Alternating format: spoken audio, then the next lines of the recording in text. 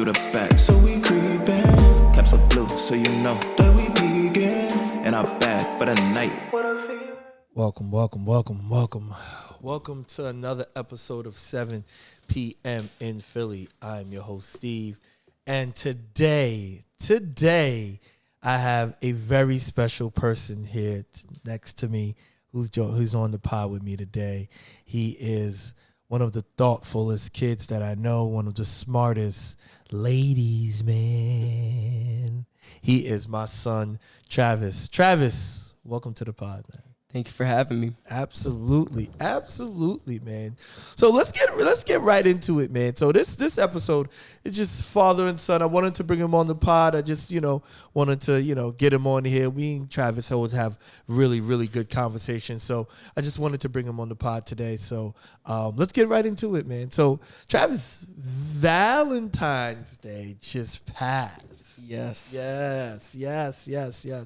So who was the lucky person? Who was the lucky lady for Valentine's Day? You don't have to say her name if you don't want to. You don't have to, because I know, some of your friends might be watching this, but feel free to, divulge. There is a girl. Okay. That I'm talking to. Okay. It's going well. Okay. And me and her got things. So it's probably gonna work out. It's probably gonna work out. Yeah. It's probably gonna work out. Okay, all right. So I remember we were in the car and you was like, yo, can you take me to go get something, for Valentine's Day for her, whatever. So we went to, where did we go? We went to Target, right? Yeah. We got her a box of chocolate from Target. So how did that work out? Once you gave her the chocolate, how did that go for you? Oh, how did you? You know what? No, back up. How did you present it to her? How did it all work out? I need the play-by-play. Play-by-play.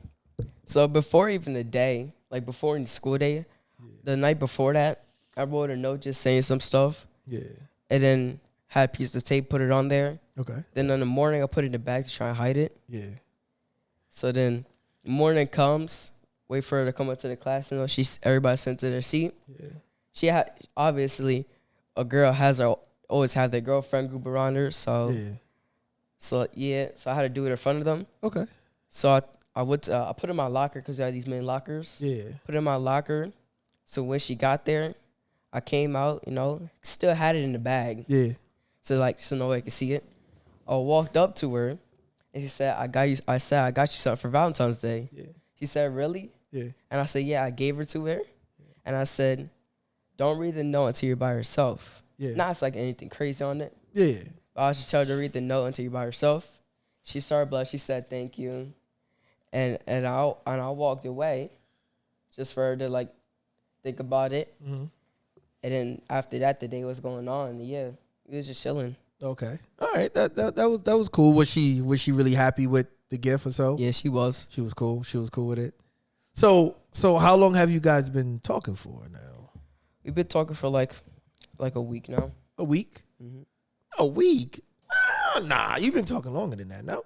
Mm-mm. No? Oh, okay. All right, cool. So my question to you, was there a pickup line that you hit her with, or was it just, yo, I like you, what's up?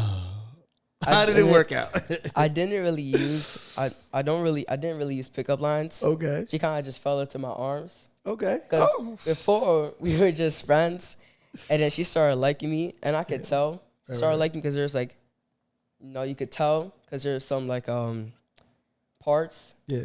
And how she was acting around me. Right. And I could tell that she started liking me. So I started talking to her more, started hanging around her more, trying to get to know her more. Okay. That's and then we got closer, and then cool. it just got better. That's cool. So my question to you, were you nervous throughout the whole process or so, or is that something that really doesn't really bother you? It doesn't really bother me because I'm not saying I have a lot of confidence. Yeah. But I'm never really scared to talk to somebody about that. And never scared to hang around with girls. Yeah. Not trying to be too overconfident. That sounds like I am. Yeah. But I never let it get to my mind. And I just be having a normal conversation like if I was talking to the boys. Oh, okay. All right. That's good, man. Because when I was your age, I didn't have that. I was nervous. I mean, I still, I did my thing or whatever, but I was nervous. So how how does the boys feel about now you talking to a girl? But this is not your first girl you were talking to, so they're kind of accustomed and used to it at this point. Yeah. How do they tease you? Do they what do they normally say? They don't tease me because I don't really. The only time they would tease me if I mess up. Yeah. And since not saying I'm like a professional, I've done this a lot, but it doesn't really happen a lot. Yeah. From like me messing up, so they don't really tease me, but they be like making jokes, like little small jokes about it, and we just be like laughing about it. Okay, that's cool. That's cool. So let's talk about basketball, man. So one of your goals was to make the basketball team. Yes. It didn't happen. Talk about that. How'd the whole thing happen? How did tryouts go? Where do you think you messed up at? What do you think you could get better at? But talk about that. So not even going with like how tryouts went. Yeah. But it's kind of like before you walk in there, you feel that like you feel the area and like the just intense. The intenseness Yeah. of seeing everybody sitting on the bleachers with you. Right. And knowing that you have competition. Right. What I was messing up about when I was playing is I'm not bad at basketball. I can play basketball. Right. I know that. But I struggle with how to defend and learning my opponents. Right. And defending wise. Right. I don't analyze their movements. Think, do I guard them long? Do I guard them short? Yeah. Are they a shooter? Are they a dribbler? Yeah. So those are things I gotta work on, is analyzing my opponent. Right. So it can make it easier for me to guard them. Right. That's I can definitely agree with that. So how did tryouts work out? Like, you know, throughout the process, were you like, I know you were nervous and all that, but how did it play out? So when we first got there, we were sitting there for a minute. Everybody giving the coaches the papers that they got signed. So I gave them paper. You could just tell it's really tense in there. Yeah. So everybody's sitting there like, you can tell they're thinking in their mind about this. Yeah. So the coach shows us what we're going to do. We shot like 3 free throws, 2 layups. And then just to see how we do on that and our speed. Right. I was mad nervous. Yeah. And I was messing up things I normally wouldn't. Right. And you could just, not even knowing me, but you could just tell I was just not normal. Right. And CJ was my friend. CJ, he was there, and he could obviously tell I was nervous. Yeah. We started running 1v1s and 3v3s, and that's what started tensing less up. Yeah. I did get dropped off in the 1v1, Yeah. but I didn't let that get to my head. Yeah. Then we were doing 3v3s. I was mostly playing more defense and passing than actually trying to score the ball and trying to show my versatility with actually playing with partners in basketball. Oh, okay. All right. So then, so tryouts happen. You knew instantly, like, all right, this just wasn't right. Because I remember you coming to the car, and I was just like, you know, I looked at you. I was like, yo, man, what's going on? What's happening? And you were just kind of like, nah. Did you know, like, all right, this wasn't it? Not even knowing who made it and who didn't make it, I already knew that. I'm not saying that I was 100% sure, Right. but I already knew there was a lower chance than what I could have for making a team. Yeah. I could obviously tell with the nervousness and with like how I was playing worse than what I normally do. Right. So something I started doing more to get better with teams. I started playing a lot more at recess. Yeah. And started working on things I don't normally do, like passing a lot, shooting a little more to get better with that. Right.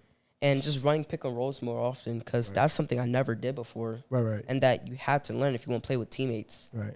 And the actual team. And one thing, you know, and the thing we normally talk about, me and you, and I explain that to you.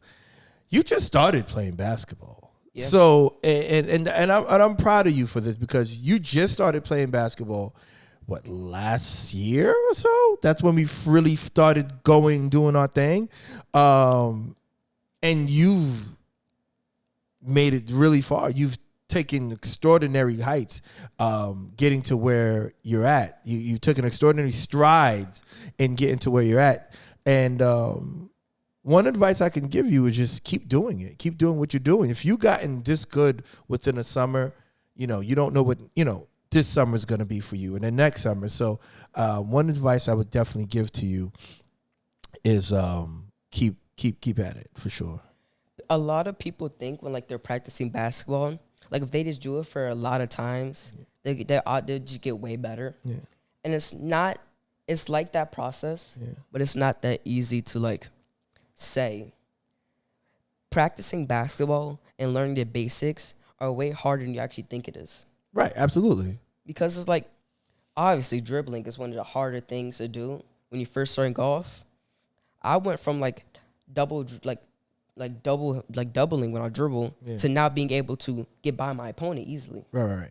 And it's kind of like another reason why I feel like when I first started playing basketball, for me to like get better at it, I also watched you play a lot of basketball and try and copy your movement when we were just shooting around. Yeah.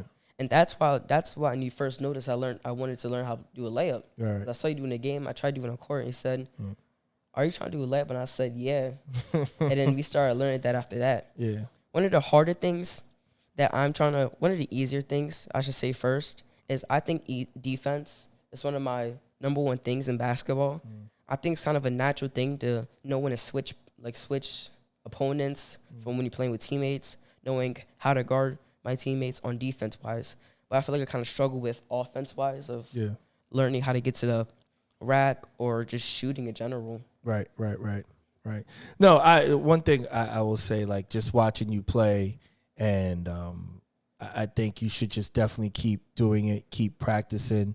And don't let anybody tell you that you can't do something. You know what I mean? Like, a lot of people are afraid to do things themselves, so they would want to push you down and make you, not continue to do the things you want to do. So one thing I will always say is continue to play basketball and have fun, enjoy it, and you don't know how far this can take you. Yeah, and one thing I noticed about, like, starting basketball early and not being really known at your school to play basketball is, like, once you beat one of those popular kids in a game multiple times, you start being talked around more and wanting to be played against. Oh, absolutely.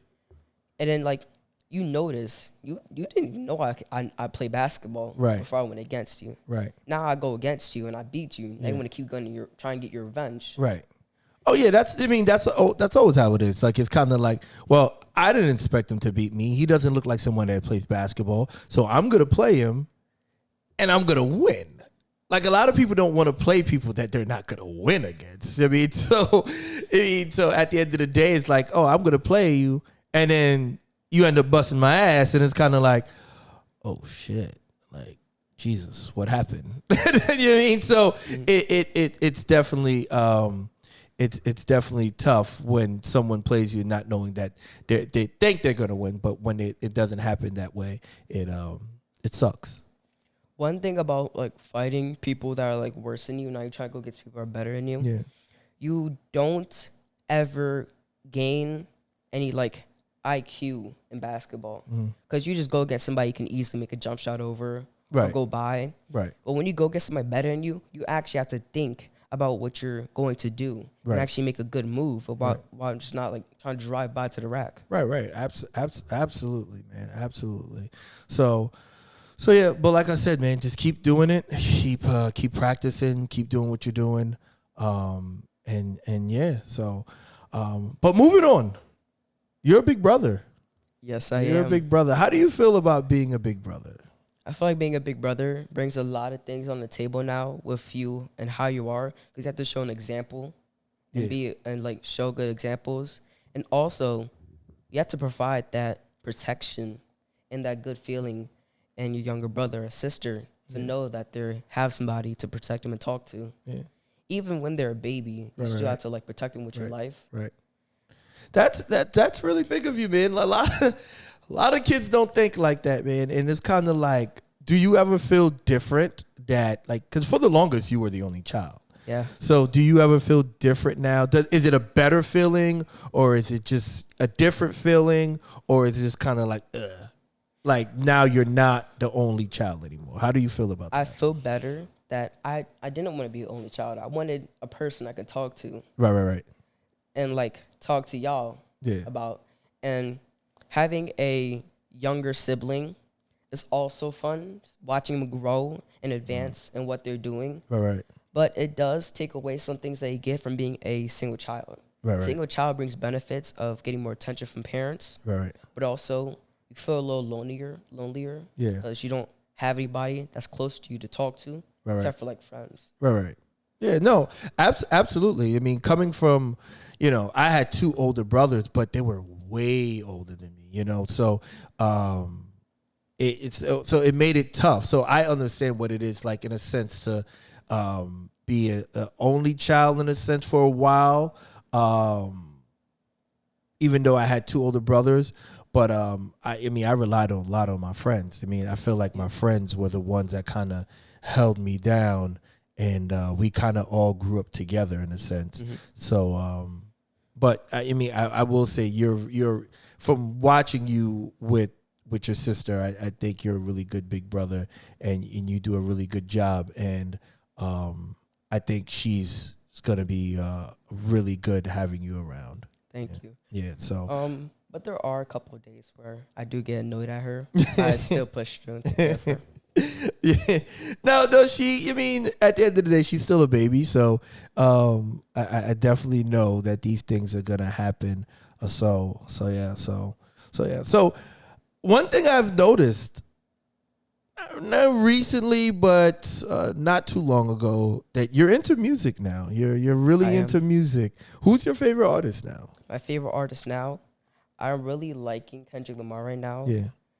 I don't like rappers that rap fast and unclear like Eminem. Yeah. Not trying to say his music is bad. Yeah. But this is not my type of music. Yeah. So you don't like the Migos? You like the Migos. Some of their songs. And they mumble a lot. I mean, and I hear you listen to The Future. He mumbles too. Yeah. But yeah, I do understand with Kendrick. Kendrick has a message. His music is really different. It's really captivating in a sense. So I definitely understand that. But what makes you like Kendrick? What makes me like Kendrick is like he has a lot of these unique and kind of slowish type beats, which is different from a lot of rappers nowadays. Yeah. And I feel like in each one of his songs, he has a story, hidden story in it. Right. And if you really dig in, it actually can tell a lot. Right. From the things he just say. Right. No, I completely agree. Kendrick is definitely one of my favorite artists. But my all-time favorite is definitely Drake. You know how much I love Drake. He's very near and dear to me. No, but on a serious note, no, Drake is one of the greatest rappers to ever do this. He's done it for plenty of summers. So Drake is really good in my opinion. Yeah. Other than music, I wanna convert back to school.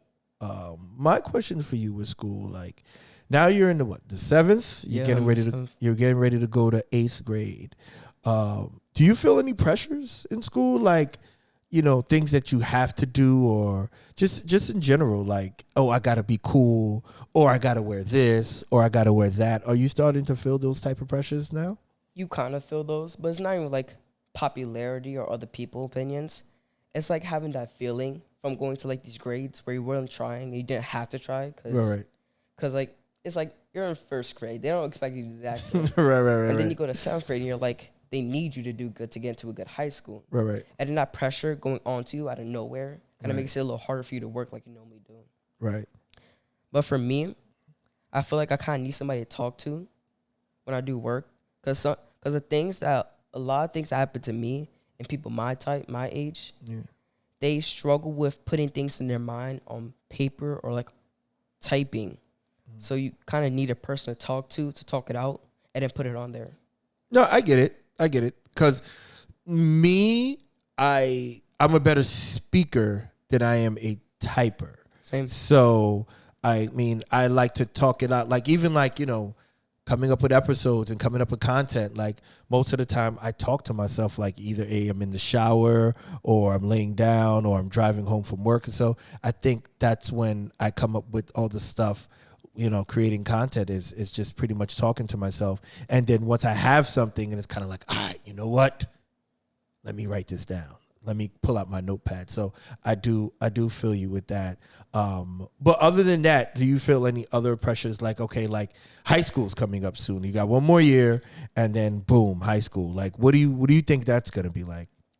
I feel like, especially being a basketball player, going to high school, not saying you need a lot of things on your background of being a basketball player. Right. I feel like you kind of need a little bit of notice. Right. When you go into high school and you want to play basketball. Right.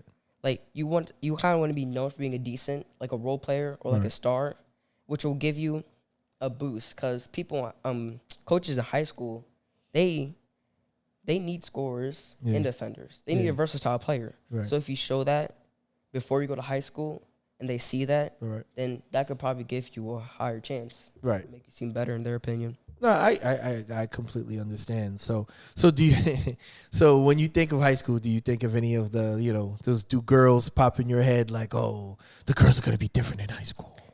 You know what? If I'm being honest with you, when I think about high school, I don't think about any girls. I realistically just think about basketball. Yeah. Like how harder the opponents will be in basketball, and how harder the work will be.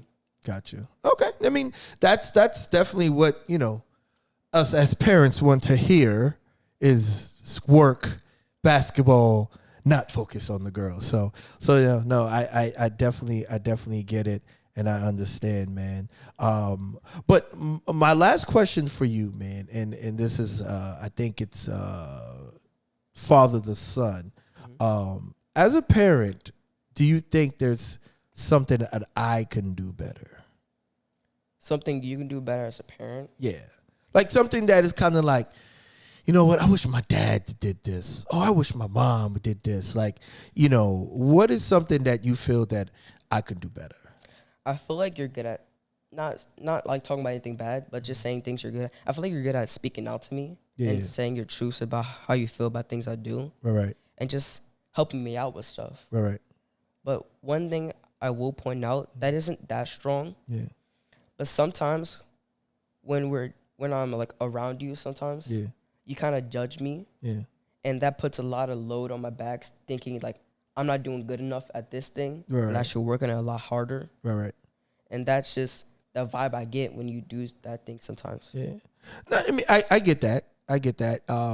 But I just want you to know, like, it's never being judgmental. It's never malicious or anything like that. At the end of the day, as a parent, you want the best for your child, and you want them to, reach for the stars. So I think it may come off that way, but I do appreciate you saying that, and I'll be more conscious in making sure that it doesn't come off that way as judgmental, and it comes off as more of constructive criticism and love.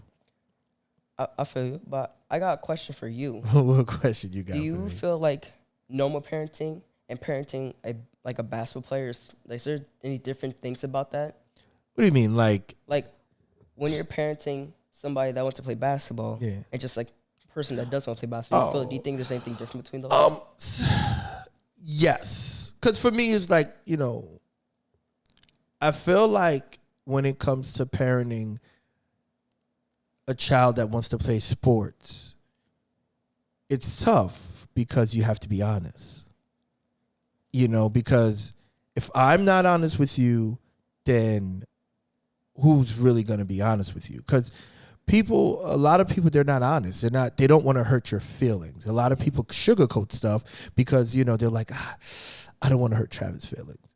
But I have to be honest with you because I know the world out there is not going to be completely honest with you. Or if they are honest with you, they're brutally honest, to where it's kind of like, I'm not prepared for that honesty because no one's ever been honest with me.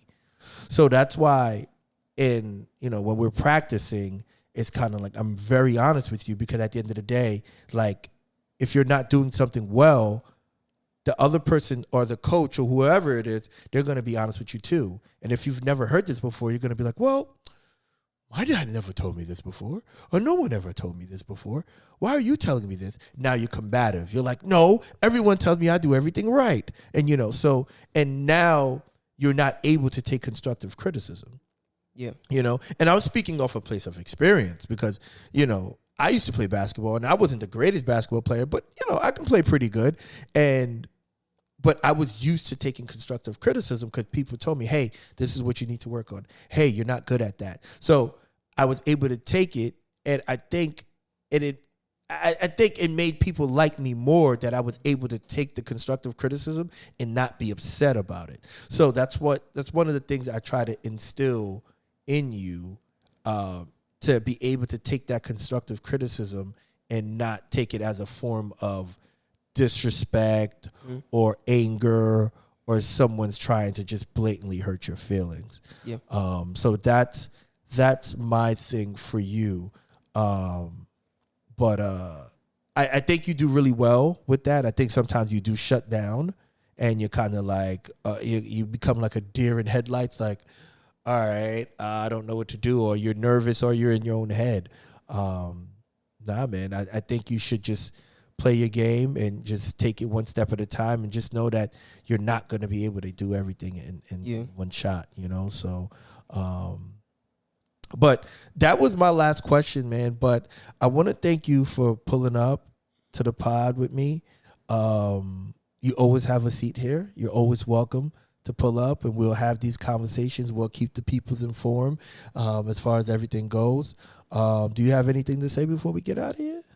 Nope. Nah. All right. Well, guys, I want to thank you guys for tuning in for another episode of 7 p.m. in Philly. Please thank my guest, Travis, here. I want you guys to like, subscribe again, like it again. Show it to your mama, your auntie, your grandma, all that. Rub it on the Bengay and all that she puts on. Do all that for me. All right. I love y'all. Be good. Thank you for tuning in, and I'll see y'all soon.